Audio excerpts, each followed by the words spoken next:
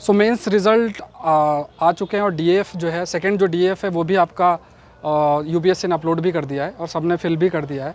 और जो detailed application form है उसका एक बड़ा रोल होता है, ख़ास तौर से इंटरव्यू में जो प्रश्न आपके पूछे जाते हैं और डिफरेंट जो इश्यूज़ चल रहे हैं वहाँ से भी काफ़ी सारे जो प्रश्न वो फ्रेम होते हैं।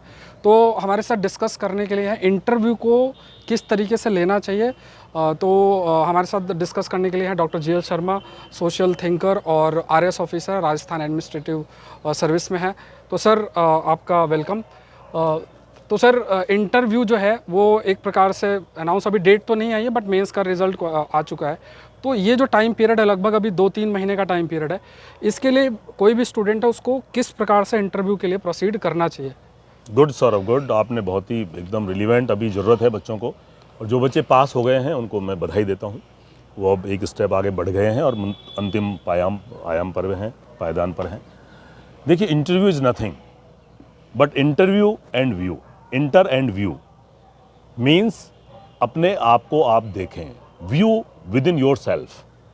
This is interview. Very simple, isn't it? Very simple. It is simple, as simple as that. आपने अपने आप को देख लिया, पहचान लिया, तो आपका इंटरव्यू अच्छा हो गया। आपको स्वॉट एनालिसिस करना है। कैसे करना है? आपकी स्ट्रेंथ देखनी है, आपकी वीकनेस देखनी है, और आपकी अपॉर्चुनिटीज़ क्या हैं, और फिर थ्रेट एरियाज क्या हैं, जहां आपके बोटलनेक्स हैं, वो भी आपको आइडेंटिफाइड करने पड़ेंगे। तो इंटरव्यू एक ऐसा प्रोसेस है कि आप उसको खुद जो, जैसे गाड़ी को और घोड़ा गाड़ी को आप चलाते हैं ना, आप अपने इंटरव्यू को खुद एक्सलरेट कर सकते हो और ले जा सकते हो। जिस दिशा में आप ले जाना चाहते हो आप ले जा सकते हो। बट इट्स ए आर्ट, ये कला है इंटरव्यू। ऐसे नहीं है कि आपने पढ़ लिया और आप बुकिस हो गए। बिकॉज कई बच्चे क्या होते हैं कि पढ़ते रहते हैं और मॉक इंटरव्यू नहीं देते हैं, फेस नहीं करते हैं, थोड़ा डरते हैं, थोड़ा हेजिटेट करते हैं। तो एक्सपोजर बहुत इंपॉर्टेंट रोल अदा करता है। जो लोग जितने ज़्यादा, जो पोइट होते हैं, कवि होते हैं, स्टेज पर जाते हैं, एंकर होते हैं, जो कंपाइलेशन करते हैं किसी प्रोग्राम का, आप देखेंगे वो इंटरव्यू में बहुत सक्सेसफुल होते हैं। उनका हेजिटेशन खत्म होता है। बिकॉज जैसे स्विमिंग है, you can't learn swimming by without jumping in the pool. मतलब किताब को पढ़ करके आप स्विमिंग नहीं सीख सकते, आपको जंप आउट करना पड़ेगा, आपको पानी में जाना ही पड़ेगा। ऐसे आप जब इंटरव्यू आप टेक्निक सीखेंगे तो इंटरव्यू आपको देना पड़ेगा, आपको फेस करना पड़ेगा। तो मॉक इंटरव्यू दीजिए ज़्यादा से ज़्यादा। दूसरा, जब आप इंटरव्यू देते हैं तो बेसिकली क्या होता है, इंटरव्यू बोर्ड आप में क्या देखना चाहता है, ऑफिसर लाइक क्वालिटीज़। OLQ कैसे देखेगा? वो ये देखेगा कि ये बंदा सिविल सर्वेंट बनने लायक है या नहीं। अगर आप में पैसेंस नहीं है, आजकल PQ की बात हो रही है, EQ की, IQ की बहुत पहले बात होती थी, इंटेलिजेंस क्वोशेंट। EQ की बात डैनियल गोलमैन ने बात की, इमोशनल क्वोशेंट, जो आपके कोर्स में भी है UPSC। आजकल जो बात हो रही है, इनसे इतर दो बातें हो रही हैं आजकल। एक PQ मींस पैसेंस क्वोशेंट, और ये पैसेंस क्वोशेंट जो डिटरमाइंड होता है इंटरव्यू में होता है। आपसे कोई प्रश्न पूछा, आप बता रहे हैं, फिर कोई पूछा, आप फिर बताते जा रहे हैं, आपने पॉज नहीं लिया, आप उनको पूछने का मौका ही नहीं दे रहे हैं, लगातार बता रहे हैं, आप रुकिए, फिल इन द ब्लैंक्स कीजिए, थोड़ा पॉज लीजिए, थोड़ा सोचिए और आराम से बताइए। बहुत जल्दीबाजी ना करें। मतलब उत्तर देते समय बहुत जल्दीबाजी नहीं करनी है। आपको थोड़ा सोचना है, थोड़ा पॉज लेना है। आपसे पूछा कि वैश्वीकरण क्या है, ग्लोबलाइजेशन क्या है, तो आप बताएंगे कि सर एक ऐसी प्रक्रिया है, एक प्रोसेस है जो IT रिवॉल्यूशन से संभव हुई है, और चाहे वो तकनीक है, चाहे वो विज्ञान है, चाहे वो मुद्रा है, चाहे वो पूंजी है, चाहे वो वाणिज्य है, इन सब का भौगोलिक सीमाओं से परे निर्बाध प्रवाह हो रहा है पूरे विश्व में, और ये वैश्वीकरण है। भारत ने 91 में LPG के रूप में इसको अपनाया। अब आप लगातार बोले जाएंगे तो वो गलत है। जो पूछा बोल दिया, दिस इज द वैश्वीकरण, दिस इज द ग्लोबलाइजेशन, और पॉज ले लिया। अब आप वेट करेंगे इंटरव्यू में से कोई मेंबर आपसे कुछ और सेकेंडरी क्वेश्चन पूछे। नहीं पूछ रहा तो थोड़ा आगे कर लें कि सर वैश्वीकरण के परिणाम स्वरूप पूरा विश्व एक ग्लोबल विलेज बन गया है। और कनाडा के एक दर्शन शास्त्री हैं मार्शल मैकलुहान, उन्होंने कहा कि this is the global village concept. अब फिर भी कोई नहीं पूछ रहा है, तो फिर आप कहें कि सर वैसे तो हमारे पुराने पौराणिक शास्त्रों में भी कहा गया है कि अयम निजय परो वेति गणना लघु चेतसाम उदार चरिता नाम तो वसुधैव कुटुंबकम। तो ये वसुधैव कुटुंबकम की जो कॉन्सेप्ट था, संकल्पना थी कि पूरा विश्व एक कुटुंब है, एक गांव है, ये तो सदियों से हमारे भारतवर्ष में तो रही है। लेकिन हम कहते हैं कि अब ग्लोबलाइजेशन नया कॉन्सेप्ट आया है, तो ये सर वैश्वीकरण है। फिर आप रुक जाइए, फिर भी कोई नहीं पूछ रहा तो फिर आगे बढ़ें आप, उसके कारण उसके परिणाम बता दें, लेकिन रुकें आप। अगर लगातार आप बोलते जाएंगे तो इंटरव्यू बोर्ड को लगेगा बहुत ज्ञानी बन रहा है। अच्छा। तो ये आपको ध्यान रखना है, इंटरव्यू बोर्ड बहुत ही सबमिसिव, बहुत ही सिंसियर, बहुत ही डिसिप्लिन सिविल सर्वेंट चाहता है, इजंट इट? तो ये एक इंटरव्यू जो है वो पूरी टेक्निक है, पूरी आर्ट है।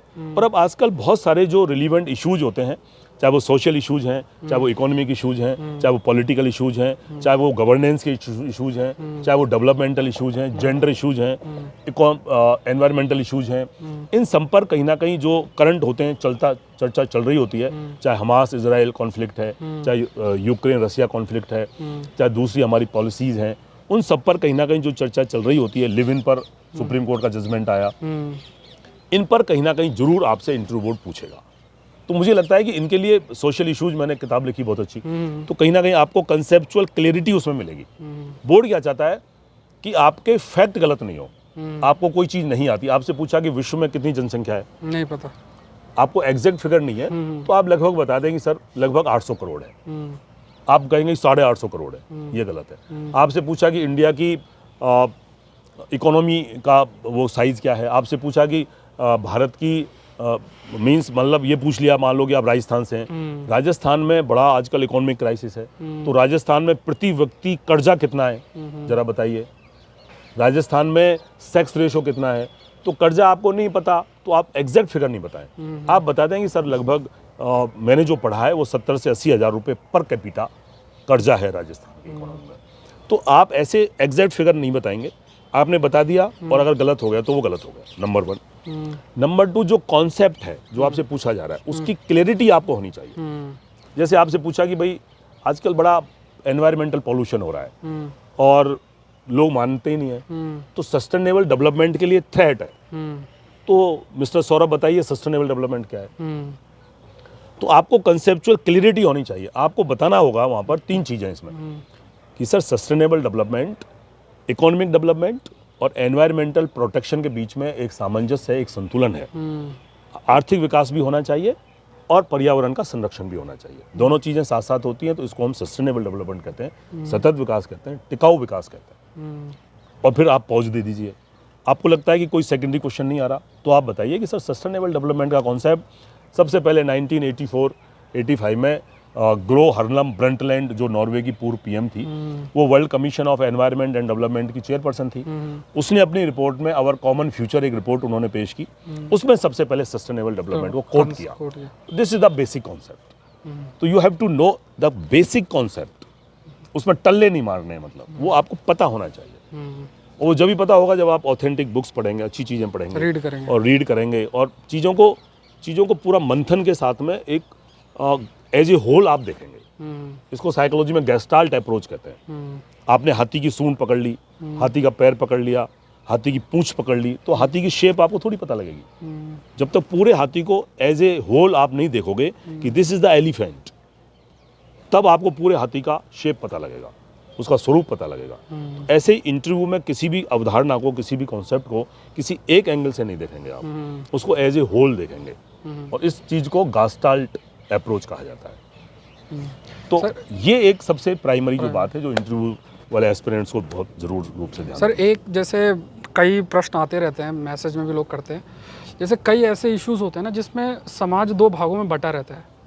जैसे एक छोटा एग्जांपल आर्टिकल 370 है, तो एक आपको एक ओपिनियन मिलेगा डिफरेंट, एक दूसरा ओपिनियन मिलेगा डिफरेंट, लिव इन रिलेशनशिप है, होमोसेक्सुअलिटी है, यूसीसी है, ऐसे ये इश्यूज होते हैं जिसमें अगर एक शब्द आप बोले तो ज़रूरी नहीं कोई उससे एग्री करे।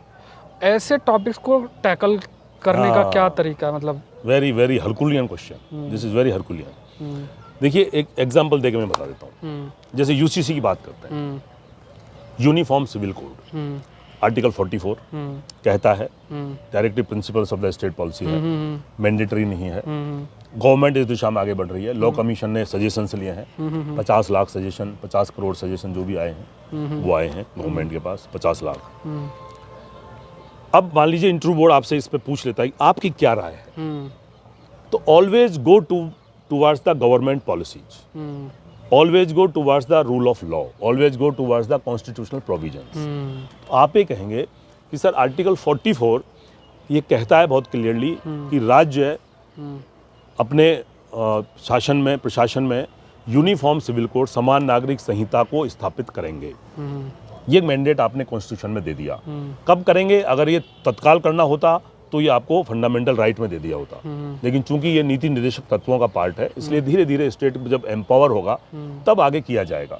तो आप उसमें ये कहते हैं कि सर हमारी बहुत प्राचीन संस्कृति सभ्यता है भारत की, और भारत एक melt port of the culture है। बहुत सारी धर्म है, संस्कृति है, पंथ हैं, संप्रदाय हैं, उनके सपने अपने अपने रीति रिवाज हैं, उनकी परंपराएं हैं, उनकी कस्टम्स हैं, उनकी प्रथाएं हैं। उन सब का सम्मान रखते हुए, उन सब पर चोट ना हो, उन सब का वॉयलेशन ना हो, उन सब का कहीं ना कहीं अपमान ना हो, उन सबको ध्यान में रखते हुए एक ऐसी परफेक्ट, एक ऐसी बिल्कुल बहुत अच्छे तरीके से सर्वमान्य, समदर्शी, समान नागरिक आचार संहिता देश में लागू करने की आवश्यकता है, फ्रेम करने की आवश्यकता है। लेकिन ये बहुत संवेदनशील मुद्दा है, इसलिए इस पर बहुत ही गंभीर विचार विमर्श, मंथन और एक ऐसा ब्रेनस्टॉर्मिंग होना चाहिए कि उसका कोई ना कोई सार, कोई ना कोई सारांश और कोई ना कोई रिजल्ट अच्छा निकले, तब लागू किया जाना चाहिए। जल्दीबाजी में नहीं किया जाना। जैसे सर आर्टिकल बता सकते हाँ, जैसे आर्टिकल 370 का है, एक डिफरेंट सेट ऑफ ओपिनियन था सर, गवर्नमेंट का एक स्टैंड आया। ऑनरेबल सुप्रीम कोर्ट ने भी बहुत अल्टीमेट जजमेंट दिया, जिसमें बहुत article, different article, article 370 sub clause 3 और सब का चर्चा है। तो इसमें जैसा आपने बोला कि तो स्टूडेंट को कोर्ट के द्वारा कही गई चीज़ें और सरकार के द्वारा कही गई चीज़ों को ही रिफ्लेक्ट करना है। यहाँ पे डाउट पैदा करना ठीक है, मतलब कि जैसे कहे कि ओपिनियन नहीं, आपका क्लियर कट व्यू होना चाहिए, क्लियर कट होना चाहिए। इंटरव्यू बोर्ड एक परफेक्ट ब्यूरोक्रेट चाहता है जिसका विजन बिल्कुल क्लियर हो, एम्बिग्यूअस ना हो। तो मैं एक कहता हूँ कि इसमें आपको मिडिल पाथ, एक मिडिल रेंज थ्योरी है मर्टन की, और बुद्ध का भी मध्यम मार्ग है। तो आपको मध्यम मार्ग अपनाना है, आप एक्सट्रीम पर नहीं जाएंगे, लेकिन आपका एक स्टैंड जरूर होना चाहिए। 370 की मैं बात कर दूं यहाँ पर, बहुत क्लियर कर देता हूँ मैं बच्चों को। 370 पे सरकार का जजमेंट आया, आपको उसके साथ खड़ा रहना चाहिए। सुप्रीम कोर्ट का वर्डिक्ट आया, आप उसको कोट करिए, इंटरव्यू बोर्ड को बताइए कि जो सुप्रीम कोर्ट कहता है this is the law of land, सही बात, ये लॉ होता है, तो वो कॉन्स्टिट्यूशन का पार्ट हो जाता है एक तरह से, तो उसका सपोर्ट करना चाहिए हमेशा। अदरवाइज इंटरव्यू बोर्ड आपको पेसिमिस्ट मानेगा, आपको ये सोचेगा कि नहीं ये कैंडिडेट सुटेबल नहीं है। तो आप उसके साथ खड़े रहिए और उसके सपोर्ट में कहिए कि जब सुप्रीम कोर्ट ने कह दिया तो निर्णय सही था, देश हित में था, और उसके परिणाम भी पॉजिटिव आए, ये हम देख सकते हैं। तो कहीं ना कहीं निश्चित तौर पर ये मानता हूं मैं कि 370 का वो सही किया। अभी सुप्रीम कोर्ट ने कहा है कि उसको पूरी तरह स्टेट का दर्जा धीरे धीरे दिया जाए, इस दिशा में बढ़ा जाए। तो मैं ये मानता हूं सर, मेरा भी व्यू ये है कि धीरे धीरे उसको एक फुल फ्लैज स्टेट का दर्जा दिया जाना चाहिए, इस दिशा में प्रयास करना चाहिए। अब जैसे सर इंटरव्यू बोर्ड के सामने जब गए, जैसे मैं भी 2013 में दिया था, मनबीर सिंह बोर्ड था उनका, तो फॉरेन ऑफिसर थे, उन्होंने मतलब फॉरेन उससे थे, सर्विसेज से थे, और उन्होंने जब प्रश्न पूछा 3-4 प्रश्न स्टार्टिंग में आए ही नहीं।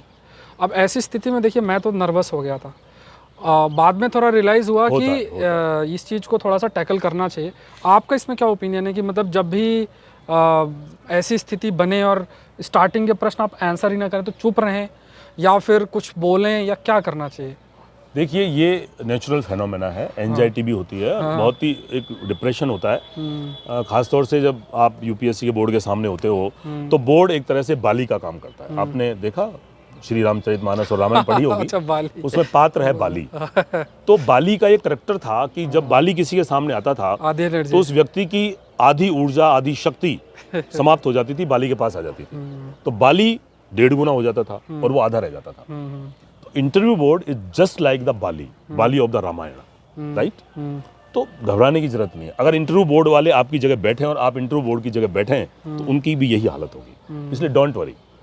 इसमें करना यह है आपको कि अगर आपके शुरू में कोई प्रश्न के उत्तर नहीं आ रहे हैं तो लंबी गहरी सांस लो, पॉज लो आराम से, कोई दिक्कत नहीं है, स्माइल आपकी बनी रहनी चाहिए। आपका डिप्रेशन, आपकी हताशा बिल्कुल चेहरे पर नहीं आनी चाहिए, और आप बहुत कॉन्फिडेंट दिखना चाहिए कि नहीं आ रहा है, ठीक है।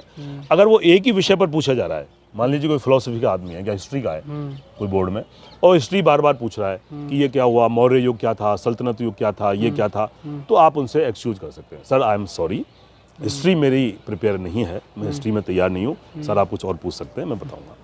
तो this was the, I think this is the right answer. अगर डिफरेंट टॉपिक्स पर पूछ रहा है और आपको नहीं आ रहा है तो ये आपकी कमजोरी है निश्चित तौर पर। फिर भी घबराने की जरूरत नहीं है, फिर भी टेंशन मारने की जरूरत नहीं है, दबाव में आने की जरूरत नहीं है। तब आप कहें आपको कुछ ना कुछ तो आता ही है ना। क्या होता है कि आप दबाव से कुछ बोल नहीं पाते हैं, तो आपको जो कुछ आता है वो आप बताइए। जैसे मैं आपको बताता हूँ, आपसे पूछा कि यार मॉडर्नाइजेशन के सामाजिक परिणाम क्या हैं ये बताओ, मॉडर्नाइजेशन के आर्थिक परिणाम क्या हैं बताओ। अब आपसे मान लो आर्थिक परिणाम पूछ रहा है वो और आपको आ नहीं रहा है, आपको सामाजिक परिणाम आ रहा है, तो आप कहेंगे सर आर्थिक परिणाम तो मुझे थोड़ा सा याद नहीं आ रहा है, मैं कोशिश करूंगा, लेकिन सर इससे सामाजिक दुष्परिणाम जो हैं वो मैं बता सकता हूँ कि अगर वो एग्री करें तो फिर आगे बता दो कि सर परिवार टूट रहे हैं, जॉइंट फैमिली से सिंगल फैमिली हो रही है, डिंग फैमिली का कॉन्सेप्ट आ रहा है, डबल इनकम, नो किड्स, बच्चे नहीं है, लेट डिले मैरिजेज हो रही हैं। और हो क्या रहा है कि मॉडर्नाइजेशन सो कॉल्ड वेस्ट टॉक्सिफिकेशन हो रहा है, मतलब वेस्ट का नशा है ये, इसको हम वेस्टर्नाइजेशन और मॉडर्नाइजेशन कह रहे हैं। This is so called modernisation, this is not pure modernisation. Modernisation दरअसल क्या है कि आपकी सोच बहुत वाइड होगी, बहुत विस्तारित होगी, आपकी लॉजिकल होगी, तार्किक क्षमताएं बढ़ेंगी आपकी, हर चीज़ को आप तर्क पर, साइंस पर खरा उतारोगे जब आप बात करोगे। यहाँ पर बहुत ज़्यादा परंपरागत स्टीरियोटाइप चीज़ों की बहुत ज़रूरत नहीं होगी, ये मॉडर्नाइजेशन। लेकिन आज क्या हो गया है मॉडर्नाइजेशन के नाम पर, नंगापन हो गया है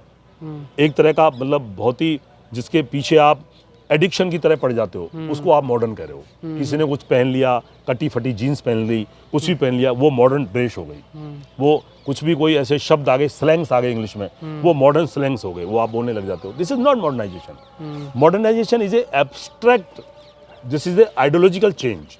आपका परसेप्शन बहुत पॉजिटिव हो, परसेप्शन बहुत ओपन हो और बहुत वाइड हो, दिस इज मॉडर्नाइजेशन।